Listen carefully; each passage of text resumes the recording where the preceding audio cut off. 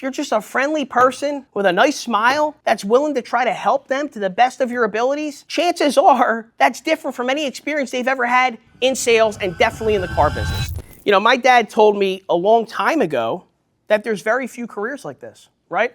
A career where you can make $100,000 per year, not need a college degree, and not be outside in the elements, in the rain, in the snow. I mean, and listen, if you are, because you're getting a car and showing to a customer, more power to you. You got to come in drenched, exhausted. I'm so sorry, guys. I'm sorry. It's a mess out there. And they're going to feel bad and be like, you know what? I got to buy the car from them, right? This is not, so this is a career. It's not a job. But the problem is that a lot of people see the money you can make in sales, but they're viewing people that treat sales as a career and they have a job work ethic. And that math ain't mathin'. Right? You can't have champagne taste and a White Claw work ethic. It just doesn't work. So you have to treat this as a career. And that's the trap we sometimes fall into.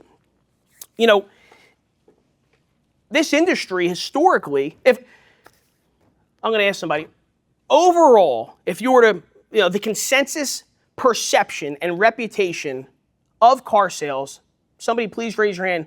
What is the reputation of car sales and car sales people? Anyone? What is it? It's one of the least respected professions to people outside of the industry. They look at pharmacists and doctors, people like that, more highly than they would a car salesperson. I think Okay. it's the least trusted profession in the world. Least trusted, okay. So least respected, least trusted. Anybody else? I mean, overall, it's not good, right? No. It's not good. And I feel like that's more of a feature than a bug. I think that's a byproduct of maybe, so what happens is throughout the course of the month, and everybody kind of feels this in the dealership, right? We start off first of the month, kind of getting our feet underneath us, and then the intensity starts to kind of crescendo up towards the end of the month, right?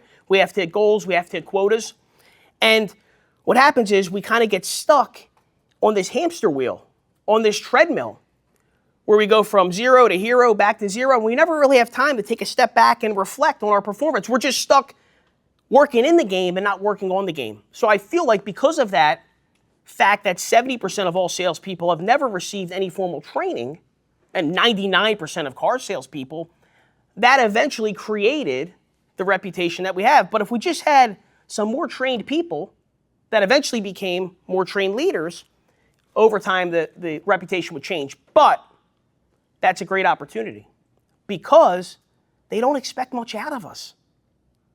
If you're just a friendly person with a nice smile that's willing to try to help them to the best of your abilities, chances are that's different from any experience they've ever had in sales and definitely in the car business. So we have to lean in on that.